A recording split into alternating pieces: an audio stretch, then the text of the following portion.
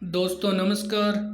स्वागत है आप सभी का एमजीवी स्टडी पॉइंट यूट्यूब चैनल में। तो दोस्तों वैकेंसी न्यूज लेकर के उपस्थित है। और आज के हमारी जो वैकेंसी न्यूज है ये विद्युत सेवा आयोग से संबंधित है। तो दोस्तों जो कैंडिडेट लंबे समय से विद्युत सेवा में भर्ती होना चाहते हैं और इंतजार कर रहे थे उनके लिए बहुत बड़ी खुशखबरी।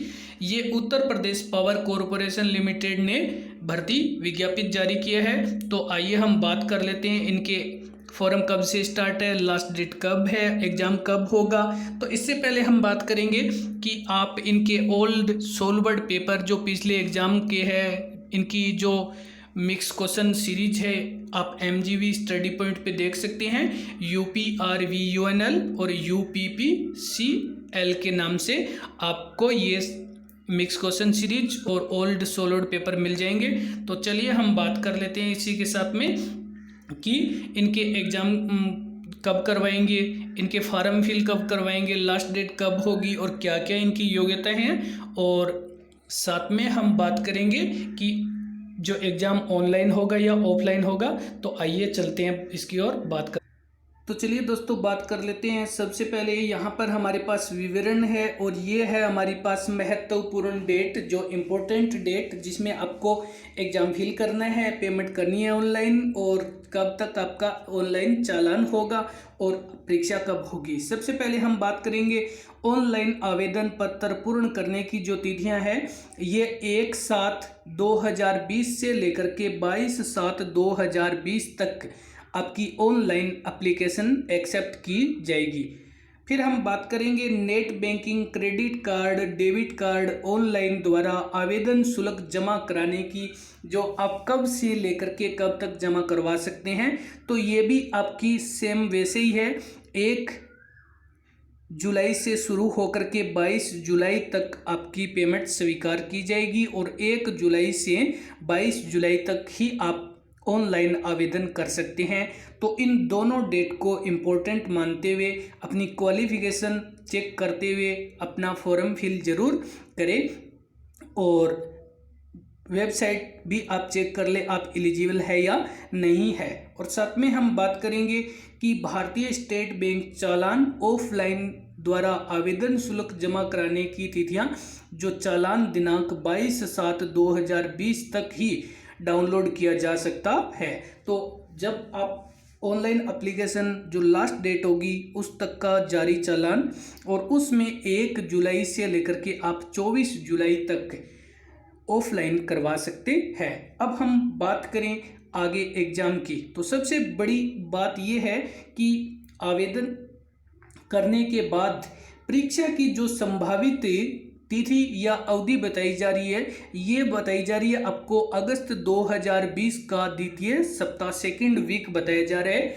अगर विभाग की परिस्थितियां और राज्य सरकार के आदेशानुसार सही रही तो आपका एग्ज़ाम अगस्त के सेकंड वीक में आपका करवाया जाएगा। और ज़्यादा अपडेट के लिए आप वेबसाइट पर विजिट कर सकते हैं, विभाग की वेबसाइट पे। तो अब हम चलते हैं, बात कर लेते हैं आगे जो हमारे पास डिटेल है उसके बाद। तो आइए चलते हैं, बात करते हैं कि विज्ञापन संख्या 03 विषया 2020 तकनीशियन विद्युत Uttar Pradesh power corporation limited के अंतर समूह गए की रिक्तियां हेतु सीधी भर्ती के माध्यम से प्रतियोगात्मक लिखित परीक्षा CBT। अब यहाँ पे आपको बताया गया है कि CBT जो आपकी कंप्यूटर बेस्ड टेस्ट होगा और इसके द्वारा तकनीशियन विद्युत हेतु निर्धारित अनिवार्यता, शैक्षणिक अर्हता यानी आपकी क्वालिफिकेशन, आपकी योग्यता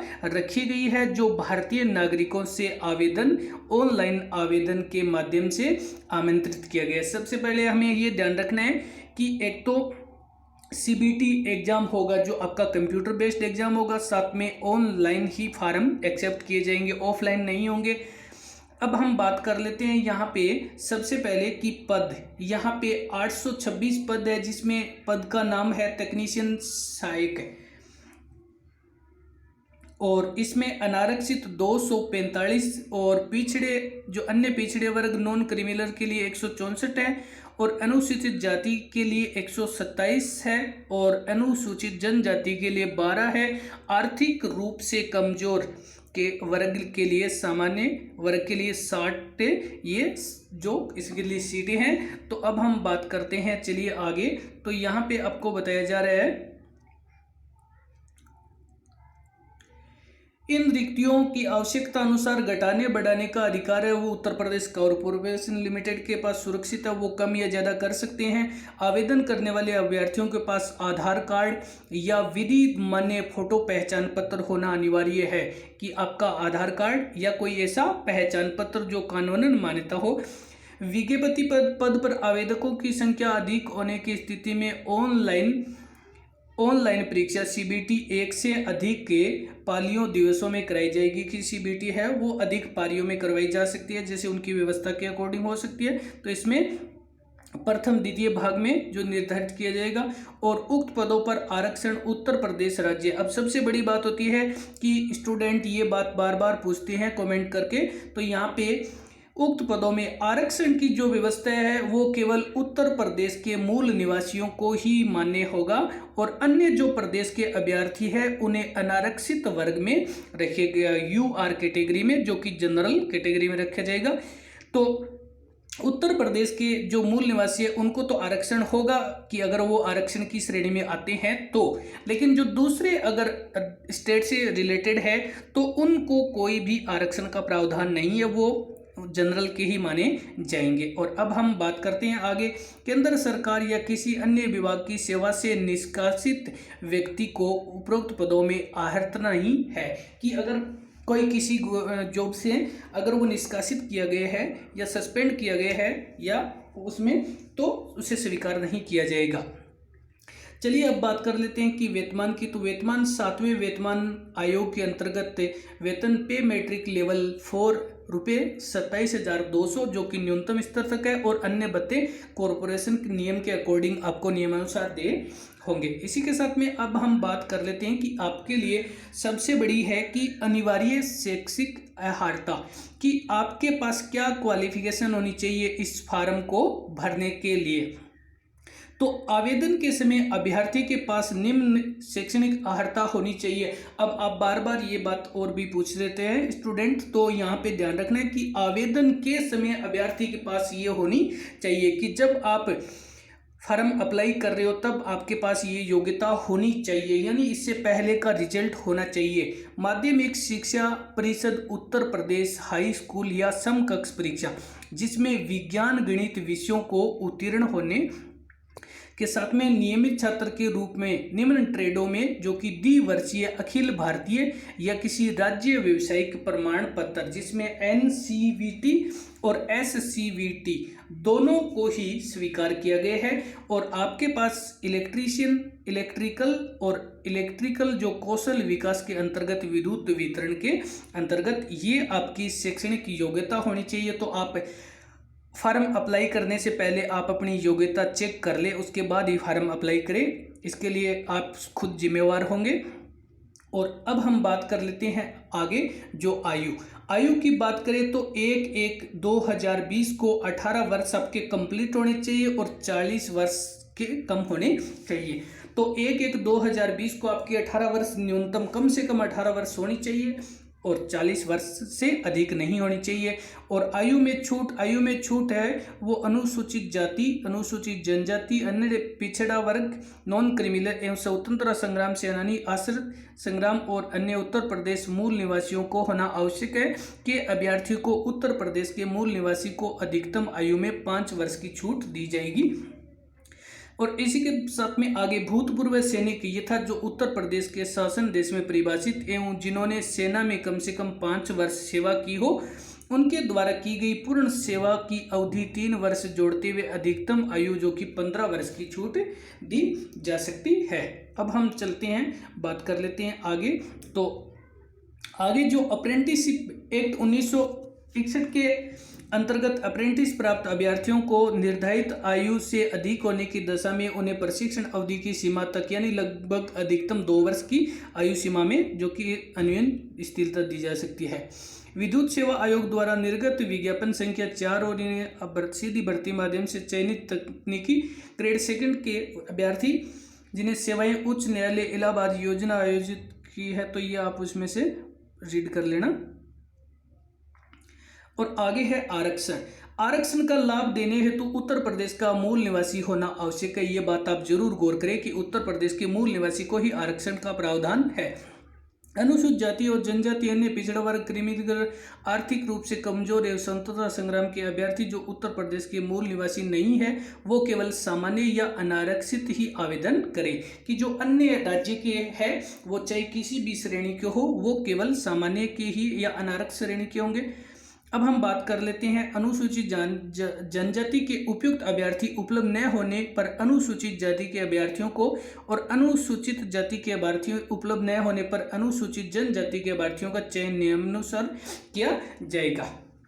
और आगे हम बात कर लेते हैं कि यहाँ पे जो कि भूतपूर्व सैनिक जो उत्तर प्रदेश के शासन देश परिभाषित जिन्हें सेना में कम से कम 5 वर्ष की सेवा की हो, नियमानुसार जो कि रिक्तियाँ 5% उनके लिए क्षैतिज आरक्षण दे होगा।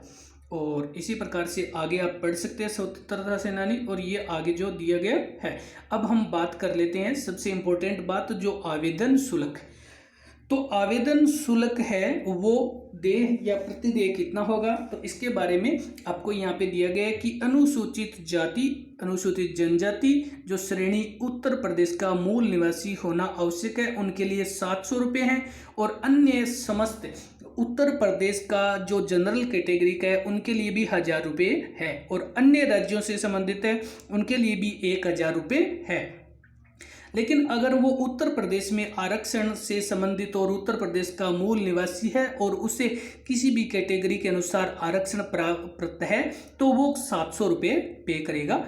अब हम बात कर लेते हैं कि ये आवेदन शुल्क नेट बैंकिंग और जो आपको सिस्टम है ये आप वेबसाइट भी देख सकते हैं ORG, जिसमें चार्जेज और इसमें आपको जो अलग चार्ज भुगतान करना पड़ेगा जो नेट वगैरह जो आपका चार्ज लगेगा। तो और अब हम बात कर लेते हैं इसी के साथ में कि आगे हमारे पास जो है ये अर्हता एवं अन्य प्रमाण पत्रों का प्रस्तुतिकरण। अन्य कोई प्रमाण पत्र अभ्यर्थी द्वारा ऑनलाइन आवेदन पत्र पूर्ण प्राप्त जो कि लिखित परीक्षा में अस्थायी रूप से सम्मिलित किया जाएगा। कि जब आप ऑनलाइन एप्लीकेशन अप्लाई करोगे तो उस समय आपको केवल और केवल अस्थायी रूप से परीक्षा में बैठने की अनुमति दी जाएगी। अभ्यर्थी के मात्र लिखित परीक्षा में सम्मिलित होने पर ही चयन का अधिकार प्राप्त नहीं होगा, केवल लिखित परीक्षा पास होने से ही। उसके बाद में भी जो विज्ञापित पद हेतु अभ्यर्थियों को निर्धारित योग्यताएं बताई है वो योग्य प्रमाण पत्र, अंक पत्र, जाति प्रमाण पत्र, OBC NCL जाति प्रमाण पत्र जो दिनांक 31/3/2020 के बाद के जारी नहीं होना चाहिए। तो 31/3/2020 के बाद का जारी नहीं होना चाहिए। मूल निवास प्रमाण पत्र और 31/3/2017 के बाद का जारी होना आवश्यक है। तो आपको ये सभी जो ध्यान में रखते हुए कि आप देख सकते हैं यहाँ पे पूरी जानकारी है, ये आप इनको रीड कर लेना। और आपके यहाँ पे रजिस्टर्ड मोबाइल पर या मेल पर एक SMS आएगा जिससे प्रेषित किया जाएगा, और आपको यहाँ पे ये भी बताया जाएगा कि इसमें से आपको शॉर्ट लिस्ट अभ्यर्थियों को अर्हता संबंधी अभिलेखों को प्रथम चरणीय जांच में सम्मिलित होना अनिवार्य है। और अब हम बात कर लेते हैं आगे। तो यहाँ पे आगे आपको अन्यथा की स्थिति में चयन प्रक्रिया पूर्ण होने के कारण या अन्य अभ्यर्थन निरस्त कर दिया जाएगा। सभी प्रशासनिक अर्हता संबंधी प्रमाण पत्र को प्रस्तुत अभिलेख में आपको यहाँ दिए गए हैं।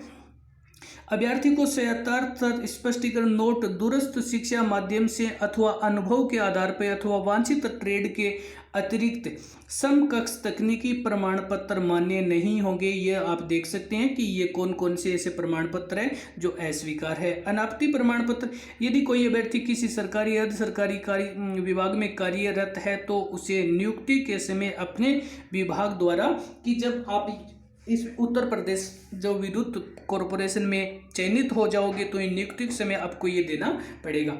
आपको चरित्र प्रमाण पत्र भी देना पड़ेगा जो अपने पिछले शिक्षण संस्थान के प्रधानाचार्य या 2 सम्मानित व्यक्तियों से संबंधित जो कि निर्गत चरित्र प्रमाण पत्र होगा।